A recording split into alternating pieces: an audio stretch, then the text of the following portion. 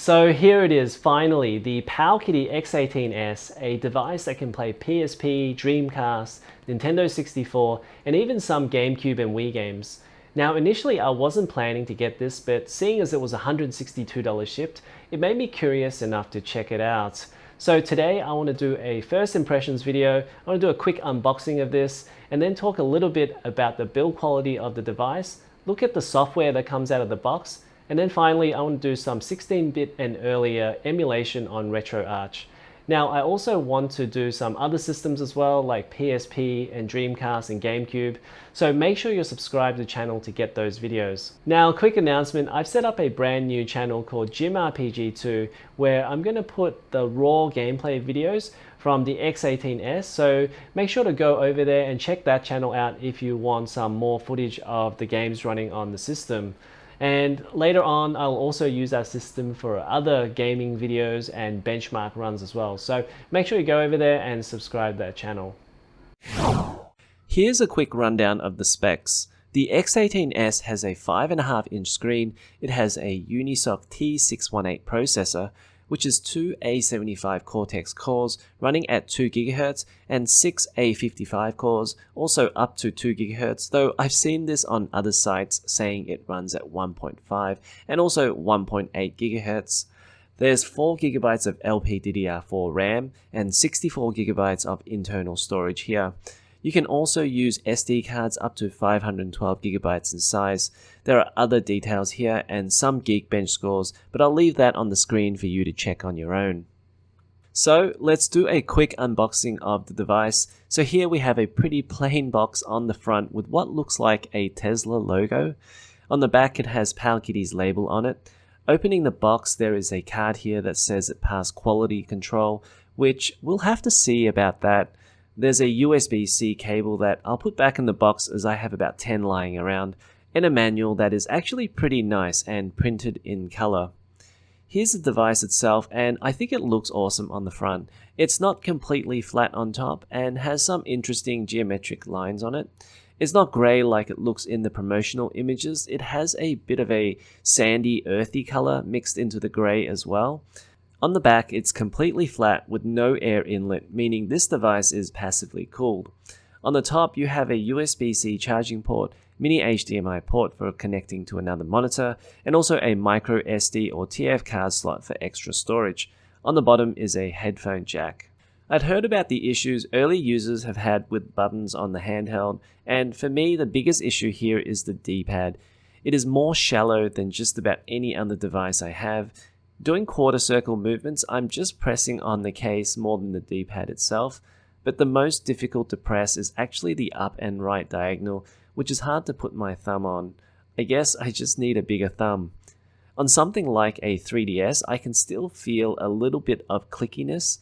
Now on the Powkiddy V90, which by the way cost me $30, the D-pad is actually bigger and measures 22mm across, while on the X18S it only measures 18mm across. That's almost 20% difference.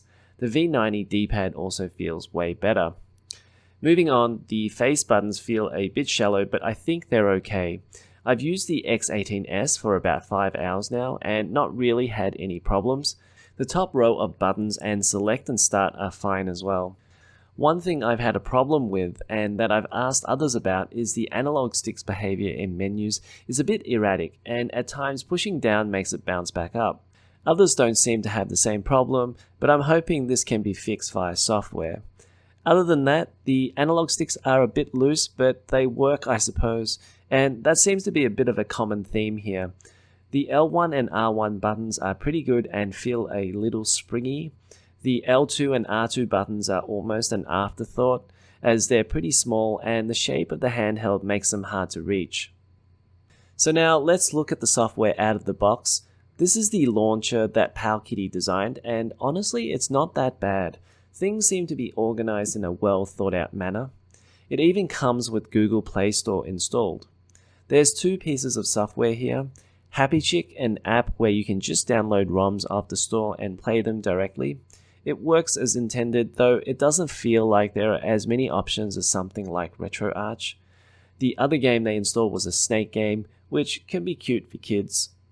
So I bought mine as part of the second batch of sales, and the device has firmware that fixed a few issues from the first batch, such as the low screen refresh rate. Still, Powkiddy released a new update on their website as of October 25th, so I did that update and it's pretty easy to do. First, insert your SD card into the X18S, bring down the drop-down menu, and tap Setup SD card. Next, take the SD card out and download the update file on your PC and put it on the root directory of your SD card.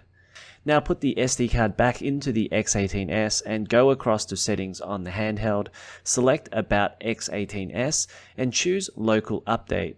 From there it'll install. You can also connect to your X18S via the included USB-C cable if you want to do it that way. The first thing I did was download a new launcher, and I decided to get ATV Launcher. I saw it used in other videos and I quite liked the look of it. I think the big buttons of the launcher suit the X18S, and I like that I can put some widgets at the top there. Now, one thing I noticed was that my screen alignment was crooked, and there's almost no way for me to fix this. I don't know if you can see this, but one side is lower than the other, and you can see more black bezel. This is a pretty big disappointment, given once I noticed it, it was hard to ignore. However, playing under dim lights, it's not noticeable, so that's a bit of a workaround. Still though, if I didn't have to ship it back to China, I would definitely be asking for a refund. So we'll finish up the video with a look at some 16-bit and earlier Retroarch emulation. Again, you can check out the full raw videos of these games on the X18S on my other channel, Jim RPG 2. Now on Android, it seems that the game ROMs actually have to be stored on the device itself. At least that's how I got the games to work. Retroarch has a problem seeing the SD card, so use the Files app to move all of the games across to a directory on the internal storage. Then go back into Retroarch and scan the directory for your ROM files. Don't forget to also load an appropriate core for the system you want to emulate. For example, I'm using Nestopia for NES here. You're also going to need to change the controls, as Retroarch is only set up for touchscreen controls to begin with, so if you go back to your settings menu, find controls, you can do port mapping for the controls. From here the games run just fine. Because the screen is nice and big at 5.5 inches and 720p, the integer scaling works well here. For example, NES is 240p and SNES is 224p, so scaling it up 3x means that it takes up most of the screen and is a pretty comfortable experience. So let's take a look at some games. On the NES, my favorite game is Double Dragon 2, and as expected, NES games run perfectly. It is a bit tricky to pull off spinning kicks with the face buttons, as the game asks for really precise timings, so this is the type of game where the buttons don't work as well. Zelda 2 was another game I enjoyed greatly growing up, and this is a game with controls that work a little better, though the D-pad up and right diagonal is still a problem, particularly for this boss fight. Of course, I also wanted to throw in some Super Mario Bros. 3 footage, because I'm sure most people who play NES will at some point play this as well. On Game Boy, games run great. You can choose different color palette styles, so you can go grayscale if you wish, or go for a more authentic look in green and black. I think grayscale looks pretty nice, and it makes things stand out a little more, and of course you can use shaders to put in grid lines, which makes it look really cool and retro. On the SNES, there's not a whole lot to say here because it's so often talked about, but with bigger screens this generation, I don't have to hold it as close to my face, and here the 5.5 inch screen is good enough for me to play at arm's length. That said, I still wanted to try some SNES games on the device, so I tested a few here in Super Mario World, F-Zero, and Super Street Fighter 2. Just for those wondering, it's not too hard to pull off fireballs and dragon punches on the D-pad here. Over on the Sega side, here's Enduro Racer on the Master System, a game I played at my friend's growing up, so that's one game I know how to play really well. I did have a Mega Drive, so I know the library a bit better, but at the time we didn't have that many games on it. Sonic 2 was the best game that I had, but over time Streets of Rage 1 and 2 were my favorite games on the system. And given I'm a huge fan of Yakuza now, I guess you could really say I like beat 'em ups. That's going to do it for the first look at the Powkiddy X18S. Obviously this device can play PSP, Dreamcast and more, so we'll look at those games in another video, but for now I'd say this device has its pros and cons for sure.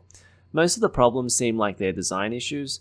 They could have made the buttons and sticks better, the screen could tilt further back, and some of the build quality problems like the crooked screen, which I know not everyone will get, feel like it was a bit rushed. So if you're thinking about getting one, you have to lower your expectations a little and willing to overlook some issues.